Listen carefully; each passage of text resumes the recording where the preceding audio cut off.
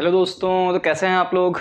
आज हम लोग पढ़ने वाले हैं, हम लोग केमिस्ट्री का चैप्टर पढ़ रहे थे, विद्युत रसायन, इलेक्ट्रोकेमिस्ट्री। उसमें हम लोगों ने काफ़ी चीज़ें पढ़ ली थी। जैसे हम लोगों ने सेल के बारे में पढ़ लिया था, विद्युत अपघटन सेल भी पढ़ लिया था, जिसको हम लोग क्या बोलते हैं, इलेक्ट्रोलिटिक सेल। उसके अलावा पहले हम पढ़ चुके थे गैल्वेनिक सेल। उसके बारे में इलेक्ट्रोड विभव के बारे में देख लिया था आपने, मानक इलेक्ट्रोड विभव के बारे में देख लिया था, नर्नेस्ट इक्वेशन क्या होती है, उसके ऊपर के न्यूमेरिकल्स क्या होते हैं, वो सब बातें आप लोगों को क्या हो गई थी, पता हो गई थी। इलेक्ट्रोकेमिकल सीरीज देखी हमने, जिससे हमको पता चलता है कौन सी चीज़ को हमको एनोड बनाना चाहिए और कौन सी चीज़ को क्या बनाना चाहिए, कैथोड बनाना चाहिए। और उसके बाद में हमने फैराडे के नियम के बारे में भी बता दिए थे। दो फैराडे के नियम होते हैं, पहले वाले के ऊपर न्यूमेरिकल्स भी आते हैं। तो ये सब बातें कंप्लीट हो गई थी। अगर आपने वो सब पार्ट नहीं देखे हैं वीडियो के, तो सबसे पहले इस चैप्टर को कंप्लीट करने के लिए पहले वो पार्ट देखिए, तब आपको ये समझ में आएगा। आज हम लोग क्या पढ़ने वाले हैं, आज हम लोग पढ़ने वाले हैं प्रतिरोध के बारे में। अब जाहिर सी बात है, सेल आ गया है हमारे पास में, तो सेल में क्या होता है, प्रतिरोध भी होता है। उसकी चालकता क्या होती है, सेल की चालकत्व तो क्या होता है, जिसको कंडक्टिविटी बोलते हैं, कंडक्टेंस बोलते हैं। फिर एक होता है विशिष्ट प्रतिरोध, ठीक है। फिर विशिष्ट प्रतिरोध का जो होता है विशिष्ट चालकत्व भी होता है, ठीक है। ये सब बातें हो गई। सेल स्थिरांक क्या होता है, और उसके बाद में इससे जो रिलेटेड न्यूमेरिकल है, मोलर चालकता क्या होती है, तुल्यांकी चालकता क्या होती है, ये सब बातें हम लोगों को आज क्या करने वाले हैं, सीखने वाले हैं, ठीक है। तो मेरा नाम जानते ही होंगे आप लोग, मेरा नाम है शावेज खान, और आज मैं आप लोगों को पढ़ाने वाला हूं। जो पीछे लिखा हुआ है ये सब बातें आप लोग को पढ़ाने वाला हूं, ठीक है। तो चलिए, वीडियो शुरू करने से पहले आप लोगों को क्या करना है, व्हाइट वाला बटन जो दिख रहा है उसको क्या करना है, जरूर दबाना है, और 5-6 लोगों को कम से कम शेयर जरूर करना है। तो चलिए शुरू करता हूं। मैं ये सब चीजें मिटा देता हूं, फिर एक एक चीज के बारे में डिटेल में डिस्कस करता हूं। तो सबसे पहले बात करते हैं हम लोग प्रतिरोध के बारे में। प्रतिरोध के बारे में आप लोग ज्यादातर चीजें क्या करते होंगे, जानते ही होंगे। प्रतिरोध का मतलब क्या हो गया, रेजिस्टेंस जिसको बोलते हैं हम लोग। प्रतिरोध मतलब क्या हो गया, रेजिस्टेंस। रेजिस्टेंस क्या करता है, जो भी देखो इलेक्ट्रिसिटी के रास्ते में जो भी क्या करे, बाधा उत्पन्न करे, जो भी रुकावट बने, उसको क्या बोलते हैं, रेजिस्टेंस बोलते हैं। ये सब बातें आप लोग को छोटी छोटी सारी बता रहा हूं, जितनी भी चीजें इसमें यूज हो रही हैं, टर्म्स जो आ रहे हैं बीच में पद आ रहे हैं, सबसे पहले रेजिस्टेंस के बारे में आ रहा है। इसमें कंफ्यूजन बहुत होती है, इसलिए मैं आपको बता रहा हूं, डिटेल में इसको ध्यान से समझिएगा, ठीक है। सबसे पहले रेजिस्टेंस की बात हो गई। रेजिस्टेंस की यूनिट की बात करें, यूनिट मतलब जानते हो ना क्या होता है, मात्रक। रेजिस्टेंस का मात्रक होता है ओम। क्या होता है, ओम। इसको डिनोट करते हैं इस तरह से, यहाँ पे ओम बनेगा, ओम, ठीक है। उसके बाद में रेजिस्टेंस का उल्टा क्या होता है, रेजिस्टेंस का उल्टा ही तुम्हारा होता है। देखो रेजिस्टेंस क्या करता है, रेजिस्टेंस की वजह से क्या होता है, विद्युत धारा के रास्ते में रुकावट उत्पन्न होती है। तो रेजिस्टेंस का उल्टा जो भी चीज होगी, जाहिर सी बात है वो विद्युत धारा के रास्ते को आसानी से क्या होने देगी, विद्युत धारा को प्रवाहित होने देगी। तो उसको बोलते हैं चालकता, चालकत्व, सॉरी बोलते हैं, क्या बोलते हैं, चालकत्व। रेजिस्टेंस का उल्टा होता है तुम्हारा चालकत्व, ये इसको इंग्लिश में बोलते हैं कंडक्टेंस। कंडक्टेंस इंग्लिश में थोड़ा ज्यादा समझ में आएगा। कंडक्टेंस को हम लोग डिनोट करते हैं सी से।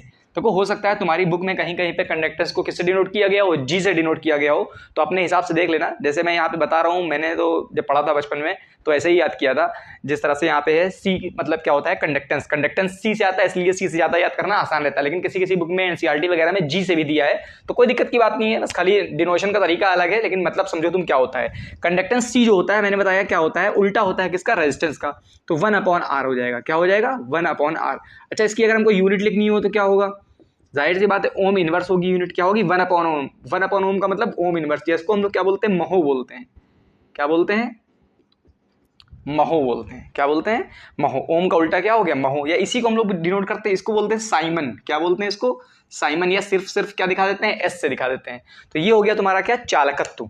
अब दो चीजें हो गई, ध्यान रखना, यहाँ पे कंफ्यूजिंग चीज बहुत सारी आएंगी। सबसे पहले प्रतिरोध।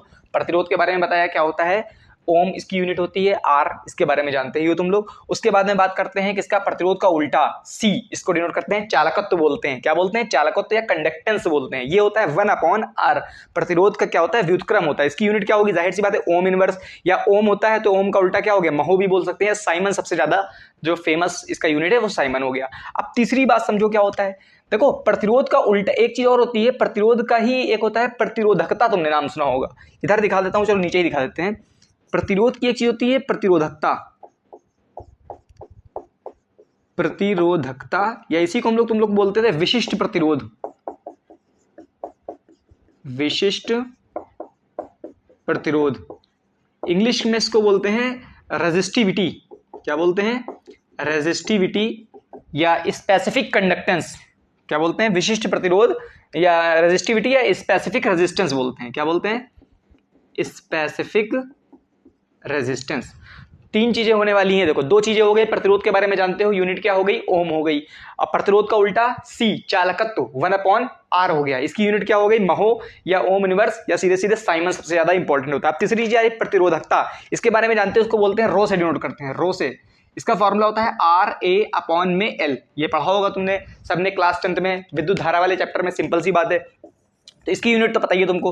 देखो, आर की यूनिट होती है ओम, एरिया की यूनिट होती है मीटर स्क्वायर, अपॉन में एल की यूनिट होती है मीटर, एसआई यूनिट। तो ओम मीटर हो सकता है, क्या हो सकता है, ओम मीटर, इसकी क्या हो गई, यूनिट हो गई। ये हो गई तुम्हारी प्रतिरोधकता या विशिष्ट प्रतिरोध भी इसको बोलते हैं। अब इसका भी उल्टा क्या होता है, देखो दो चीजें हैं, तुमको दो चीजें पहले से याद हैं, एक तो प्रतिरोध के बारे में पहले से जानते हो और एक विशिष्ट प्रतिरोध के बारे में तुम क्या करते हो, पहले से जानते हो।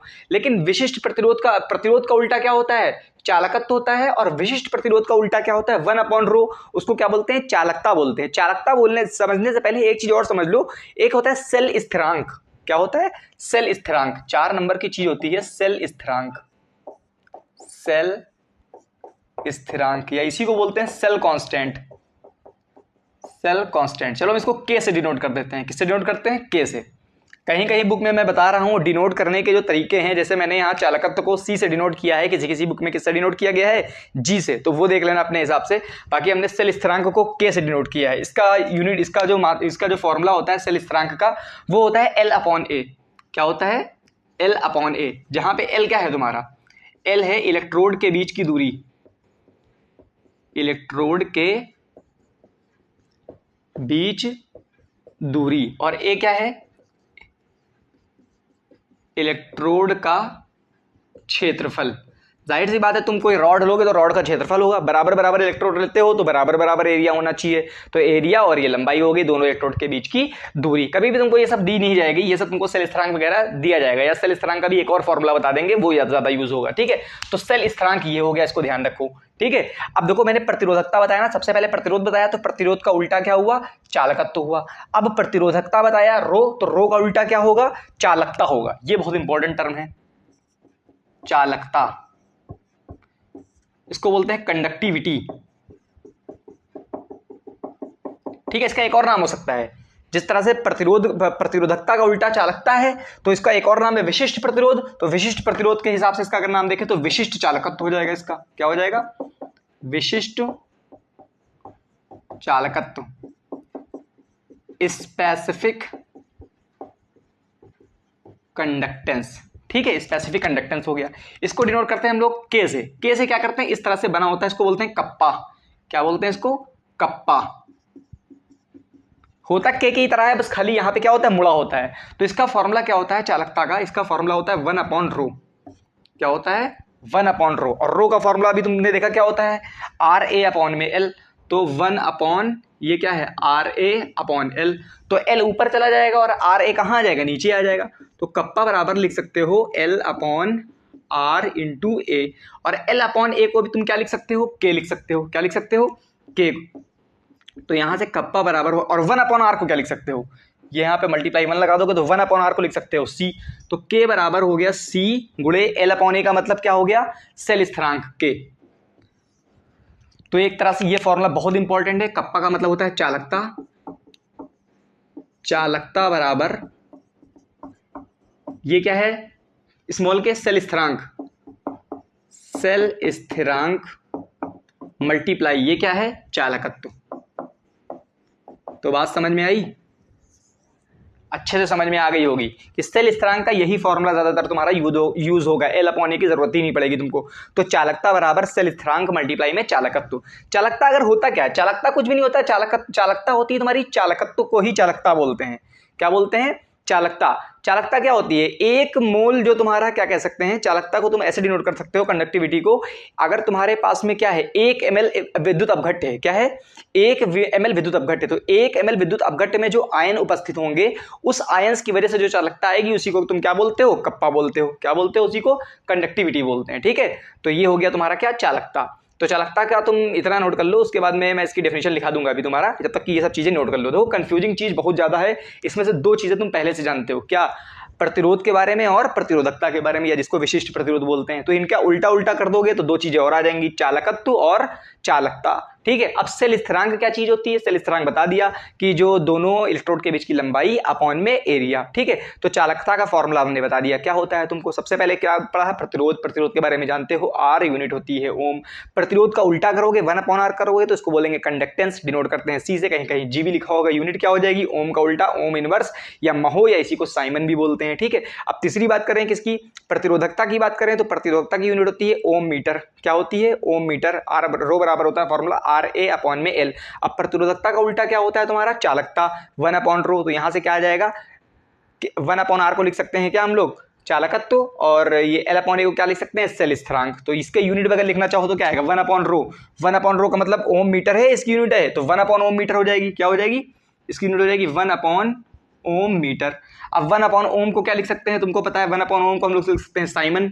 तो साइमन पर मीटर और साइमन पर सेंटीमीटर, कुछ भी हो सकता है, तुमको सवाल में दे सकता है। तो ये यूनिट हो सकती है किसकी? चालकता की, कंडक्टिविटी की। बात समझ में आई? नोट करो, बहुत कंफ्यूजिंग है, बार बार देखोगे तब समझ में आएगी। अब दो टर्म और हैं, इनको भी समझ लो अच्छे से। एक होता है मोलर चालकता। क्या होती है? मोलर चालकता। मोलर चालकता क्या होती है? इसको डिनोट करते हैं हम लोग लैम्डा एम से। किससे डिनोट करते हैं? लैम्डा एम से।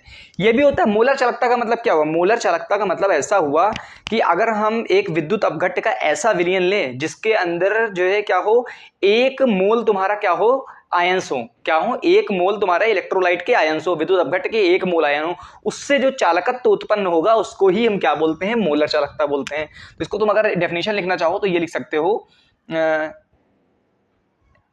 1 मोल ऐसा विलयन, हाँ, ऐसा विद्युत अपघट्ट का विलयन जिसमें, ऐसे विद्युत अपघट्ट का विलयन जिसमें 1 मोल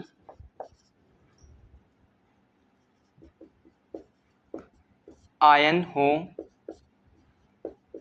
उसके चालकत्व को, उसके चालकत्व को मोलर चालकता कहते हैं।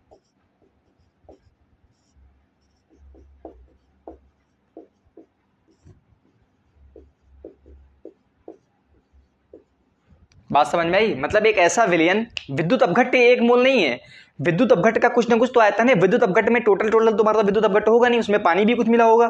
तो जो पूरा आयतन होगा वो इस तरह का आयतन हो तुम्हारा कि उसके अंदर जो विद्युत अपघट्ट के आयंस मौजूद हो वो कितने मोल हो? 1 मोल हो। और उस आयंस की वजह से जो तुम्हारी चालकता होगी, चालकत्व होगा, वही तुम्हारी क्या कहलाएगी? मोलर चालकता कहलाएगी।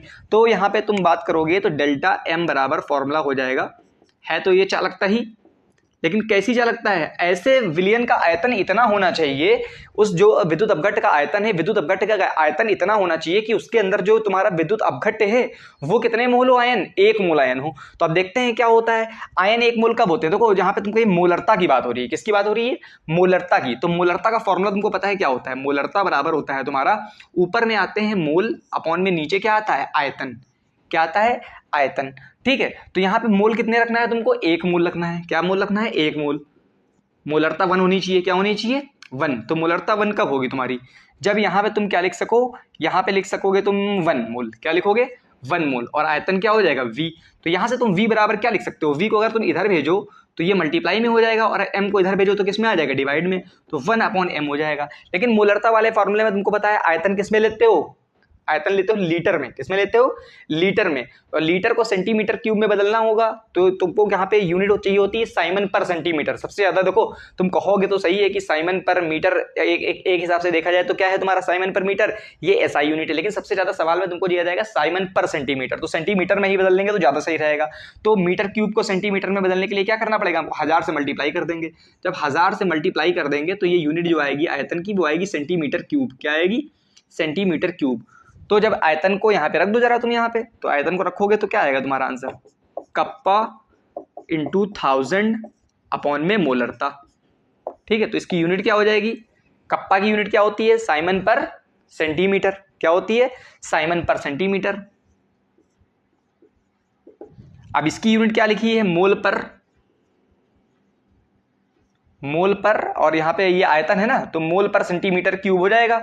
तो यहाँ पे मोल पर सेंटीमीटर क्यूब ऐसे हो जाएगा यहाँ पे, तो सेंटीमीटर से 1 सेंटीमीटर कैंसिल हो जाएगा, तो सेंटीमीटर स्क्वायर हो जाएगा। तो इसकी यूनिट अगर लिखना चाहें तो साइमन सेंटीमीटर स्क्वायर पर मोल होगा। क्या होगा? साइमन सेंटीमीटर स्क्वायर पर मोल, ये यूनिट रखो याद। तो याद रखो कि मोलर चालकता क्या होती है? मोलर चालकता ऐसे विलयन का चालकत्व होता है जिसके अंदर 1 मोल क्या हो? विद्युत अपघट्य के आयन हो, उसकी वजह से जो चालकत्व होगा वही मोलर चालकता होगी। तुम्हारा फॉर्मूला सिंपल सा तुमको याद रखना है मोलर चालकता का, कप्पा इंटू 1000 अपॉन में m। यूनिट क्या आएगी? साइमन सेंटीमीटर स्क्वायर पर मोल।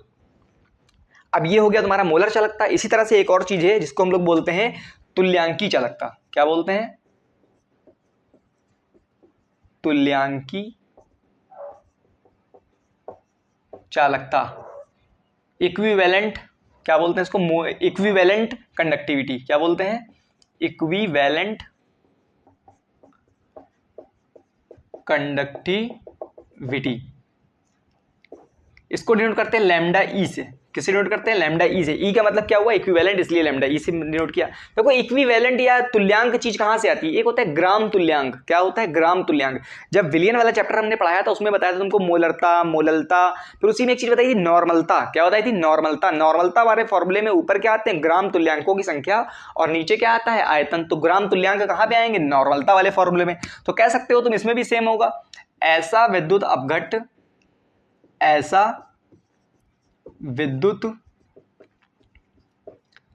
अपघट्य का विलयन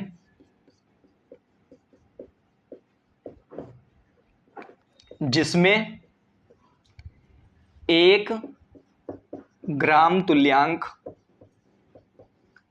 1 ग्राम तुल्यांक आयन हो,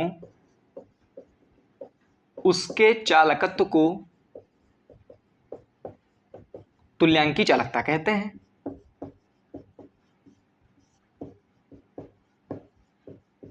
तुल्यांकी चालकता कहते हैं। सिंपल सी ये हो गई डेफिनेशन। देखो दोनों में डिफरेंस है, काफी ज्यादा डिफरेंस है। एक है मोलर चालकता, ऐसी चालकत्व जो जिसमें विद्युत अपघट्य की मोल कितने हो? 1 हो। और तुल्यांकी चालकता का मतलब ऐसी, मतलब जो है क्या कहते हैं, विद्युत अपघट्य का विलयन जिसमें आयंस जो हैं, जो विद्युत अपघट्य के आयंस हैं, उसका जो ग्राम इक्विवेलेंट है, जो तुल्यांक का ग्राम तुल्यांक है, वो कितने हो? 1 हो। तो उस विलयन के चालकत्व को तुम क्या बोलोगे? तुल्यांकी चालकता बोलोगे। इसका फॉर्मूला अगर लिखना चाहो तो बता चुके हैं हम, लैम्डा ई से डिनोट करोगे। इसका मतलब कप्पा हो गया, और आयतन, ऐसा आयतन होना चाहिए जिसमें जो है तुम्हारे ग्राम तुल्यांक कितने हो? 1 हो। ग्राम तुल्यांक वाला फॉर्मूला किसमें आता है? नॉर्मलता में आता है। तो नॉर्मलिटी का फॉर्मूला तुमको पता है। नॉर्मलता के फॉर्मूले में क्या आता है? ऊपर आता है ग्राम इक्विवेलेंट, और नीचे क्या आता है? नीचे आता है तुम्हारा ग्राम इक्विवेलेंट। ऊपर आता है ग्राम इक्विवेलेंट, और नीचे क्या आता है? नीचे आता है आयतन। तुम्हारा क्या आता है? नीचे आयतन आता है। ठीक है, अब नीचे आयतन आ गया, ऊपर आ गया ग्राम इक्विवेलेंट। ग्राम इक्विवेलेंट का फॉर्मूला एक अलग से होता है, वो भी तुमको क्या होना चाहिए? याद होना चाहिए। अब ग्राम इक्विवेलेंट का फॉर्मूला तो होता है अलग से, लेकिन तुमको रखने की जरूरत नहीं है। क्यों? क्योंकि इस फॉर्मूले में हमने बताया कि ऐसा तुम्हारा विलयन है जिसमें ग्राम तुल्यांकों की संख्या क्या है? 1 है। तो यहाँ पे 1 रख दो, क्या दिक्कत है? कोई दिक्कत नहीं। 1 अपॉन वी हो गया। ठीक है, अगर 1 अपॉन वी हो गया तो यहाँ से वी निकालोगे तो वी बराबर क्या आ जाएगा? वी इधर जाएगा और एन नीचे आ जाएगा, 1 अपॉन एन। और हम बता चुके हैं यहाँ पे एक नॉर्मलता जो होती है, नॉर्मलता के फॉर्मूले में देखो, नॉर्मलता के फॉर्मूले में ग्राम इक्विवेलेंट आता है। तो इसका अगर यूनिट देखा जाए तो ग्राम इक्विवेलेंट अपॉन में मीटर क्यूब होना चाहिए, लेकिन तुमको क्या करना चाहिए? लीटर होता है, तुमको सेंटीमीटर क्यूब में चाहिए, तो क्या करोगे? 1000 से मल्टीप्लाई कर दोगे। क्या कर दोगे? 1000 से मल्टीप्लाई। तो 1000 से मल्टीप्लाई करोगे, अपॉन में क्या आ जाएगा? एन। तो ये हो जाएगा ग्राम इक्विवेलेंट पर सेंटीमीटर क्यूब चीज हो जाएगी। क्या हो जाएगी? ग्राम इक्विवेलेंट पर सेंटीमीटर क्यूब। तो यहाँ पे रख दो ये चीज, लैम्डा ई बराबर यहाँ से क्या हो जाएगा? कप्पा मल्टीप्लाई वी की जगह पे क्या रखोगे? 1000 अपॉन में एन। एन का मतलब जानते हो क्या होता है? नॉर्मलता। ठीक है, ये हो गया तुम्हारा फॉर्मूला। इसकी यूनिट निकालना चाहो तो साइमन सेंटीमीटर स्क्वायर पर ग्राम इक्विवेलेंट आ जाएगा।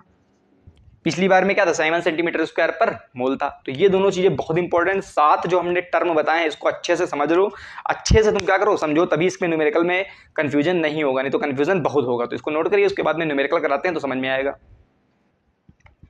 न्यूमेरिकल करने से पहले कि लैम्डा एम और लैम्डा ई में क्या होता है? रिलेशन होता है, एक संबंध होता है, एक ऐसा फॉर्मूला होता है जिसमें लैम्डा एम और लैम्डा ई एक साथ आते हैं।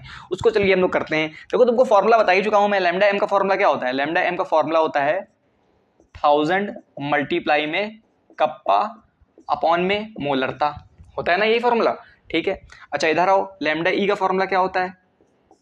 लैम्डा ई का फॉर्मूला होता है 1000 मल्टीप्लाई में कप्पा अपॉन में क्या होता है, नॉर्मलता आती है। क्या आती है, नॉर्मलता। अगर हम इसको डिवाइड कर दें, इक्वेशन 1 अगर इसको मान लो, इसको इक्वेशन 2 मान लो और लिख दो लैम्डा एम अपॉन में लैम्डा ई, डिवाइड करो जरा इसको, तो ऊपर लिखोगे 1000 मल्टीप्लाई में कप्पा अपॉन में क्या लिखोगे, मोलरता। यहाँ पे क्या लिखोगे, 1000 मल्टीप्लाई में कप्पा अपॉन में एन। ठीक है, ये से ये कैंसिल हो जाएगा, नॉर्मलता ऊपर चला जाएगा और मोलरता नीचे आ जाएगा मल्टीप्लाई में। तो चलो लिख देते हैं लैम्डा एम अपॉन में लैम्डा ई बराबर, ऊपर आ जाएगा नॉर्मलता और नीचे क्या आ जाएगा, मोलरता। और इधर सॉल्व करते हैं, लैम्डा एम अपॉन में लैम्डा ई बराबर में नॉर्मलता। नॉर्मलता का फॉर्मूला क्या होता है, ग्राम तुल्यांकों की संख्या, ग्राम तुल्यांकों की संख्या अपॉन में आयतन। अपॉन में क्या होता है, आयतन। मोलरता में क्या होते हैं तुमको पता है, मोल अपॉन में आयतन। तो आयतन से आयतन क्या हो गया, कैंसिल हो गया। अच्छा, ग्राम तुल्यांकों की संख्या का भी एक फॉर्मूला होता है। क्या होता है, ग्राम तुल्यांकों की संख्या का फॉर्मूला क्या होता है, इक्विवेलेंट मास अपॉन में मोलर मास। यही होता है ना, ग्राम तुल्यांकों की संख्या का मतलब मास अपॉन इक्विवेलेंट मास। हाँ, तो लैम्डा एम अपॉन लैम्डा ई बराबर क्या आ जाएगा, ग्राम तुल्यांकों की संख्या मतलब नंबर ऑफ ग्राम इक्विवेलेंट्स। इसमें आता है ऊपर द्रव्यमान मतलब मास, और नीचे क्या आता है, नीचे आता है इक्विवेलेंट मास। इक्विवेलेंट मास मतलब तुल्यांकी द्रव्यमान आता है। क्या आता है, तुल्यांकी द्रव्यमान। ग्राम तुल्यांकों की संख्या का फॉर्मूला हमने नॉर्मलता वाले फॉर्मूले में बताया था जब विलयन पढ़ा रहे थे। तो ध्यान रखो, नॉर्मलता बहुत मतलब नॉर्मलता के अंदर बहुत वो होते हैं, कॉम्प्लिकेटेड फॉर्मूला होता है। नॉर्मलता का मतलब होता है ग्राम तुल्यांकों की संख्या अपॉन में आयतन लीटर में। ठीक है, और ग्राम तुल्यांकों की संख्या निकालना भी काफी कठिन काम होता है। ग्राम तुल्यांकों की संख्या का एक फॉर्मूला होता है मास अपॉन इक्विवेलेंट मास, मतलब द्रव्यमान बटे तुल्यांकी द्रव्यमान। ठीक है, अब ये मोल का मतलब तो जानते हो तुम क्या होता है, मास अपॉन मोलर मास होता है। क्या होता है, मास अपॉन मोलर मास। फिर यहाँ से मास कैंसिल हो जाएगा, ये मोलर मास ऊपर चला जाएगा मल्टीप्लाई में, इक्विवेलेंट मास नीचे आ जाएगा। चलो कोई दिक्कत नहीं है, लैम्डा एम अपॉन में लैम्डा ई, मोलर मास ऊपर चला गया, नीचे क्या आ गया, इक्विवेलेंट मास। अच्छा देखो, मोलर मास तो ठीक है ऊपर, मोलर मास का तो कोई फॉर्मूला, आगे क्या करोगे लिख के, इक्विवेलेंट मास का भी एक फॉर्मूला होता है। इक्विवेलेंट मास का फॉर्मूला क्या होता है पता है किसी को, इक्विवेलेंट मास का फॉर्मूला होता है मोलर मास अपॉन में एक्स। क्या होता है, मोलर मास अपॉन में एक्स। अब ये एक्स क्या चीज होती है, एक्स अभी बताऊंगा क्या होता है। मोलर मास से मोलर मास कैंसिल, एक्स ऊपर चला गया, तो यहां से लैम्डा एम अपॉन में लैम्डा ई बराबर आ गया एक्स। अब ये एक्स क्या चीज है, इसके बारे में बहुत समझना है अच्छे से। अगर हम बात करें एसिड के लिए, किसके लिए, एसिड के लिए, एसिड के लिए एक्स का मान होता है तुम्हारा H प्लस आयन की संख्या। क्या होता है, H प्लस आयन की संख्या। अगर हम बात करें क्षार के लिए, बेस मतलब, या क्षार लिख देते हैं हिंदी में, क्षार के लिए एक्स का मान क्या होता है, OH माइनस आयंस की संख्या। अगर आ गया लवण, मान लो कोई, क्या आ गया, लवण या सॉल्ट वाला कोई आ गया, तो उसके लिए एक्स बराबर क्या होता है, प्लस आयंस की संख्या। क्या होता है, प्लस आयन की संख्या, मतलब कितने प्लस आयंस है। जैसे मान लो अगर तुम्हारे पास में HCl है, HCl के लिए एक्स बराबर कितना होगा, H प्लस कितने हैं इसमें 1। अगर मान लो आ गया CaOH का होल ट्वाइस, ये एक तरह से क्या है, क्षार है, इसके लिए एक्स की वैल्यू क्या होगी, OH कितने हैं इसमें 2। अगर मान लो आ गया कितना, Na2SO4, अब ये तो एक सॉल्ट है, तो इसमें Na के ऊपर कितना प्लस आएगा, 2 प्लस आएगा, क्योंकि 2 Na है तो 2 Na के ऊपर 2 प्लस, तो एक्स के लिए यहाँ पे क्या हो जाएगा, 2 आंसर हो जाएगा। बात समझ में आ गई। ठीक है, लैम्डा एम अपॉन लैम्डा सी मतलब मोलर चालकता अपॉन तुल्यांकी चालकता, ये दोनों जो अब इनका रेशियो होगा वो किसके बराबर होगा, एक्स के बराबर होगा। बात समझ में आ गई। बहुत अच्छे से समझना है तुमको 4-5 चीजें। सबसे पहले देखो, फिर से एक बार रिवाइज कर लेते हैं जल्दी से। सबसे पहले हमने बताया प्रतिरोध, प्रतिरोध के बारे में पहले से जानते थे, उसका यूनिट क्या होता है, ओम होता है। प्रतिरोध के उल्टा जो होता है उसको बोलते हैं चालकत्व, कंडक्टेंस बोलते हैं। क्या बोलते हैं, कंडक्टेंस। 1/R उसको डिनोट करते हैं C से। ठीक है, इसका यूनिट क्या हो जाएगा, ओम का उल्टा महो, उसी को साइमन बोलते हैं, सबसे ज्यादा इंपॉर्टेंट जो यूनिट है। तीसरी बात हमने क्या बताई, विशिष्ट प्रतिरोध। ठीक है, विशिष्ट प्रतिरोध या जिसको प्रतिरोधकता बोलते हो, रो पहले से जानते हो, RA/L यूनिट होती है ओम मीटर। विशिष्ट प्रतिरोध का उल्टा क्या होता है, विशिष्ट प्रतिरोध का उल्टा होता है तुम्हारा विशिष्ट चालकत्व। क्या होता है, विशिष्ट चालकत्व, या उसको हम लोग क्या बोलते हैं, प्रतिरोधकता का उल्टा क्या होता है, चालकता। तो 1/ρ उसको डिनोट करते हैं कप्पा से, कप्पा बराबर 1/ρ। तो 1/ρ तुम लिखोगे तो 1/RA/L आ जाएगा। तो वहां से एक फॉर्मूला आता है, कप्पा बराबर तुम्हारा आता है कंडक्टेंस, चालकत्व मल्टीप्लाई में सेल स्थिरांक, और सेल स्थिरांक क्या होता है, L/A।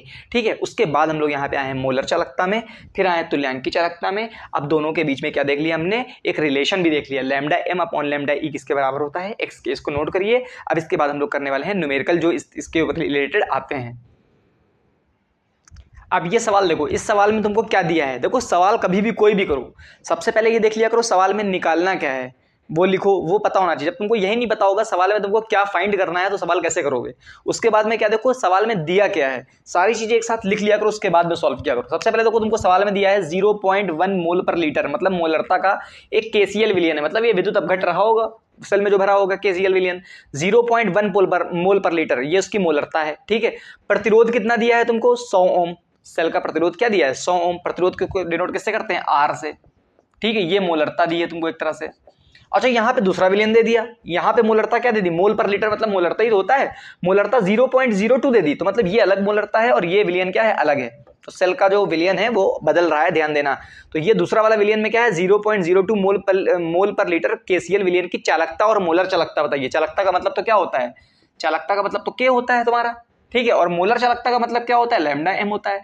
तो के और लैम्डा एम निकालना है तुमको, लेकिन के और लैम्डा एम कौन से विलयन की निकालना है, इस वाले विलयन की जिसकी मोलरता क्या है तुम्हारा, 0.02 मोल पर लीटर है। बात समझ में आ गई, ठीक है। अच्छा, ये हो गया तुम्हारा। उसके बाद में तुमसे कहा है 0.1 मोल पर लीटर जो केसीएल विलयन है उसकी चालकता दी है तुमको।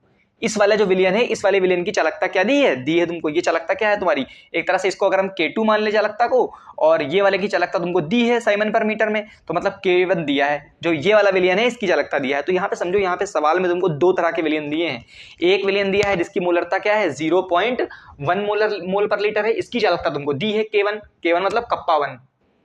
ठीक है, और दूसरा वाला जो विलयन है जिसकी मोलरता क्या है, 0.02 मोल पर लीटर है, इसकी तुमको मोलर चालकता भी निकालनी है और चालकता भी निकालनी है। तो समझो, अच्छा देखो सेल तो सेम है, वो उसके ऐसे तो कहा नहीं है सेल बदल गया है, बस सेल के अंदर का जो विद्युत अपघट है उसकी मोलरता बदली है। क्या बदली है, उसकी मोलरता। तो देखो यहाँ से प्रतिरोध दिया है, तो एक चीज तो तुम निकाल सकते हो यहाँ से। कैसे निकाल सकते हो, क्या निकाल सकते हो, देखो हमने बताया, एक फॉर्मूला तुमको बताया था हमने बताया था कि जो तुम्हारा चालकता होती है, क्या होती है,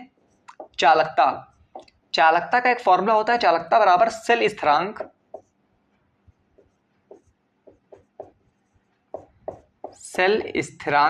या एक चीज और तुम कर सकते हो, क्या कर सकते हो, कप्पा बराबर जो हमने बताया था, कप्पा बराबर जो तुम्हारा होता है चालकता, क्या होता है, चालकता, वो होती है 1 प्रतिरोधकता, 1/ρ होती है ना चालकता, ये बिल्कुल होती है यहाँ से। तो यहाँ से कप्पा बराबर तुम क्या लिख सकते हो, हम डायरेक्ट लिख रहे हैं, हमने फॉर्मूला याद नहीं रखे हैं, तो यहाँ से हम फॉर्मूला बना लेने, बाकी तुम लोग को फॉर्मूला याद होना चाहिए। 1/r की जगह पे फॉर्मूला क्या, रो की जगह पे क्या लिख सकते हो, RA/L लिख सकते हैं ना। तो यहाँ से अगर उल्टा करेंगे तो कप्पा बराबर फॉर्मूला होता है L/R × A, सही है ना, प्रतिरोधकता दी है। अच्छा, L/A क्या होता है तुम्हारा,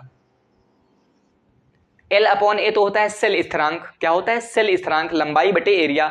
इसीलिए मैं बोल रहा हूँ फॉर्मूले को बिल्कुल रटो मत, उनके साथ में खेलो, फॉर्मूले के साथ में तुमको एक एक चीज पता होना चाहिए, कौन सी चीज कहाँ से आई है। तो इसीलिए हमने सबसे शुरुआती जो फॉर्मूला कप्पा का था, जिसको क्या बोलते हो, चालकता बोलते हो, उसका फॉर्मूला हमने याद रखा है, चालकता बराबर 1/ρ। प्रतिरोधकता का क्या होता है, उल्टा होता है। बस यहाँ से तुम सब कुछ खेल सकते हो, आराम से सारे फॉर्मूला निकाल सकते हो। तो यहाँ से कप्पा बराबर क्या आ जाएगा, देखो कप्पा बराबर आ गया ये 1/r बचा, और मल्टीप्लाई में सेल स्थिरांक बचा, क्या बचा, सेल स्थिरांक। सेल स्थिरांक को तुम के भी बोल सकते हो, या कहीं कहीं पे G* भी दिया होता है, क्या होता है, G*। ये हो गया तुम्हारा सेल स्थिरांक। अच्छा, यहाँ पे देखो कप्पा किसका दिया है तुमको, कप्पा दिया है 0.1 मोल पर लीटर वाले विलयन की चालकता, यही तो होता है कप्पा 1। तो पहले वाला जो विलयन है 0.1 मोल पर लीटर वाला, उसकी चालकता दी है तुमको 1.29, ये कप्पा 1 दिया है। तो अगर हम कप्पा 1 निकालना चाहें, देखो प्रतिरोध तो दोनों के लिए सेम ही होगा। अगर एक सेल की बात हो रही है उसमें कुछ भी बदलो, प्रतिरोध तो दोनों के लिए क्या रहेगा, सेम रहेगा, और सेल स्थिरांक भी क्या रहेगा, सेम रहेगा। तो कप्पा अगर हम यहाँ 1.29 रख दें, क्या रख दें, लेकिन देखो साइमन पर सेंटीमीटर में नहीं दिया है, किसमें दिया है, साइमन पर मीटर में। तो जो आंसर तुम्हारा आएगा वो मीटर के हिसाब से आएगा। बहुत बढ़िया सवाल है, इसमें यूनिट के साथ में खेलना सीखो। देखो साइमन पर मीटर दिया है, ध्यान रखना। अच्छा, 1/r प्रतिरोध कितना दिया है तुमको सवाल में, 100।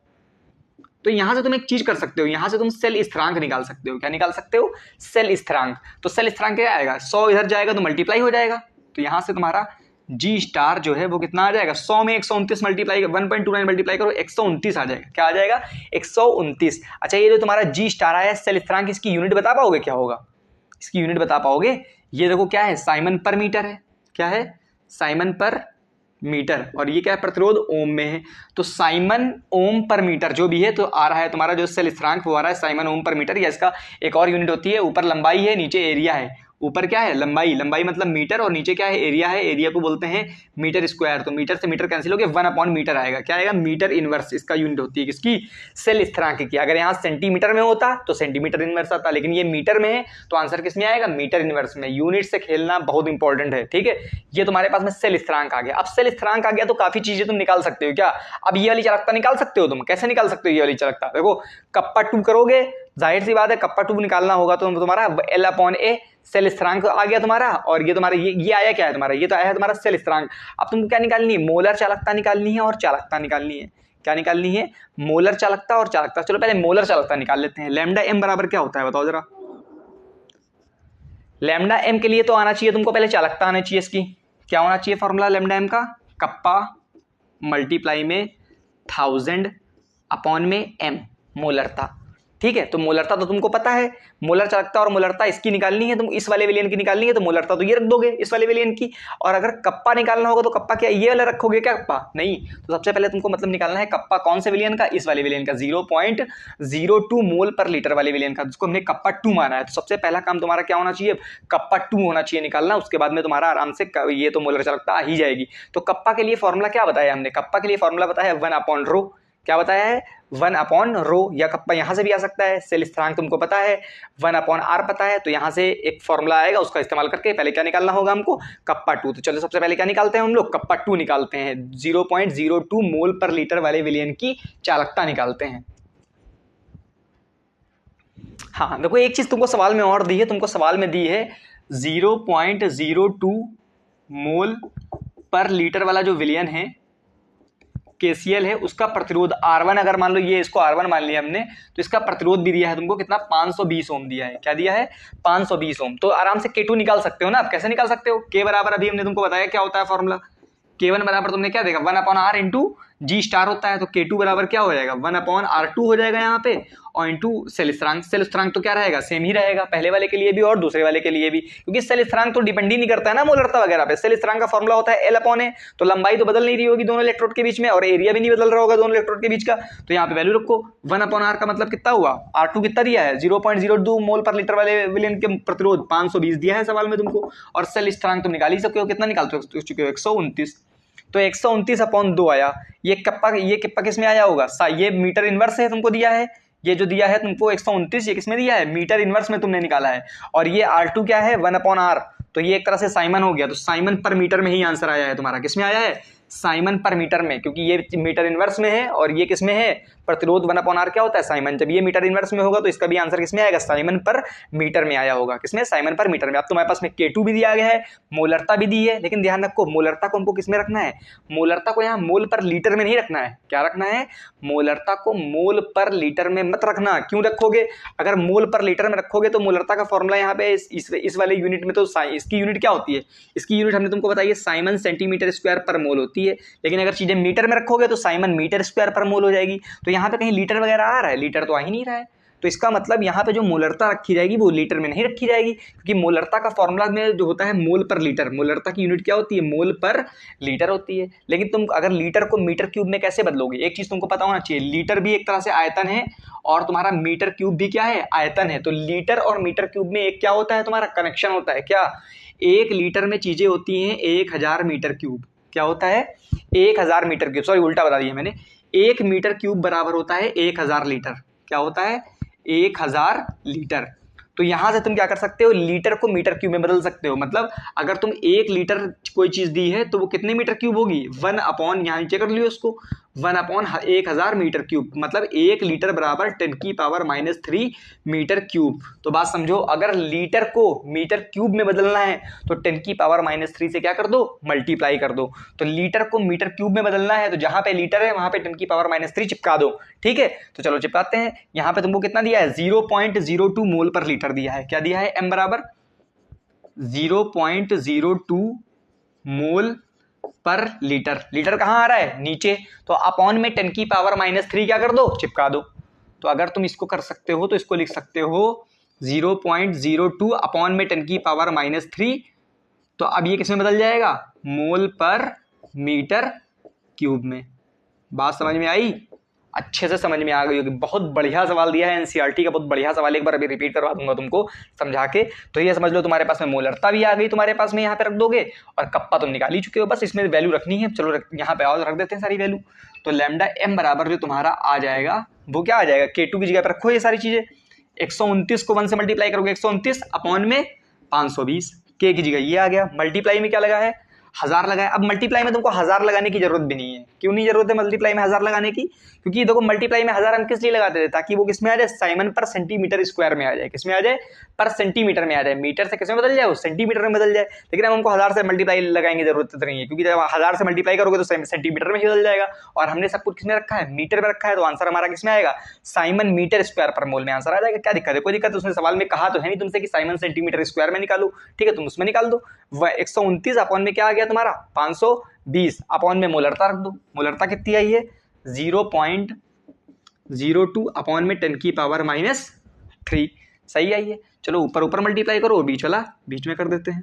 तो लैम्डा एम बराबर आ गया तुम्हारा 129 मल्टीप्लाई 10 की पावर -3 अपॉन में ये है तुम्हारा 520 मल्टीप्लाई 0.02। इसको अगर हम सही से उसमें लिख दे 10 की पावर में, कोई दिक्कत है? किसी को नहीं दिक्कत होनी चाहिए। 129 इंटू 10 की पावर -3 है, इसको 520 लिखते हैं। चलो, और यहाँ पे इसको क्या लिख सकते हैं? 2 गुणे 10 की घात -2 लिख सकते हैं कि नहीं लिख सकते हैं? बिल्कुल लिख सकते हैं। 10 की घात -2 को 10 की घात इससे डिवाइड करोगे तो कितना आ जाएगा? ऊपर 10 की घात -1 बचेगा 129, और नीचे क्या बचेगा? 520 को 2 से मल्टीप्लाई करोगे 1040, और ऊपर क्या बचेगा? 10 की पावर -1। इसको डिवाइड कर लो। चलो डिवाइड कर लेते हैं। 129 1040 नीचे है, 129 ऊपर है। पॉइंट लगाया, 0 बढ़ाया, एक बार में ही जाएगा। 1040 0 9 में से 4 गए 5 2 पॉइंट लगा है, 0 बढ़ाया। 1000 दूना 2 बार में चला जाएगा। ठीक है, 0.12 आया आंसर। 0.12 है तो 10 की घात -1 है। चलो कोई दिक्कत नहीं, कर देते हैं मैंने -1। 10 की घात -1 का मतलब क्या हुआ? 10 से डिवाइड करना। तो 10 से इसको डिवाइड करोगे और तो 0.012 आ जाएगा साइमन मीटर स्क्वायर पर मोल। तो बात समझ में आई? बहुत इंपॉर्टेंट सवाल था ये सवाल में सारे तुम्हारे समझ लो दिमाग खुल जाएगा पूरा। क्या दिमाग खुल जाएगा? सवाल में देखो, समझो पहले दिया क्या है। सवाल में दिया है तुमको 2 तरह के विलयन दिए हैं, मतलब सेल एक ही है और विद्युत अपघट्य 2 बार बदला गया है। पहली बार जो विद्युत अपघट्य दिया था सवाल में तुमको, वो था 0.1 मोल पर लीटर केसीएल विलयन। उसकी मोलरता कितनी थी? 0.1 मोल पर लीटर। और इसके बारे में ही चीजें दी हैं तुमको। प्रतिरोध इसका क्या दिया है तब? 100 ओम।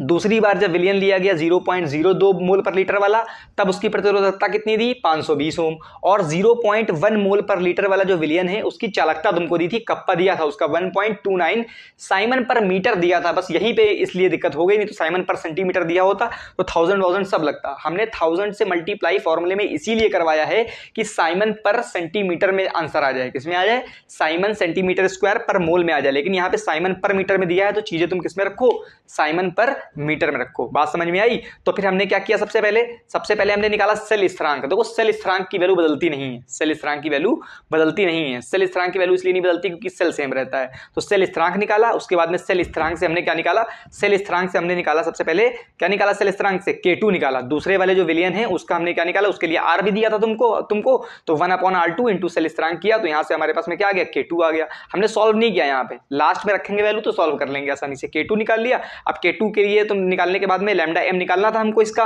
किसका लैम्डा एम निकालना था? 0.02 वाले का। तो लैम्डा एम बराबर K2 अपॉन में एम मल्टीप्लाई 1000 आता। 1000 हम इसलिए लगाते हैं ताकि वो सेंटीमीटर में बदल जाए, तो हमने सेंटीमीटर में ना बदले इसलिए यहाँ पे हमने 1000 नहीं लगाया। ठीक है, बाकी वैल्यू रखी और आंसर आ गया। तो चलिए ठीक है, मिलते हैं अगली वीडियो में। तब तक के लिए क्या करिए, आप चैनल को सब्सक्राइब जरूर कर लीजिए। Thank you.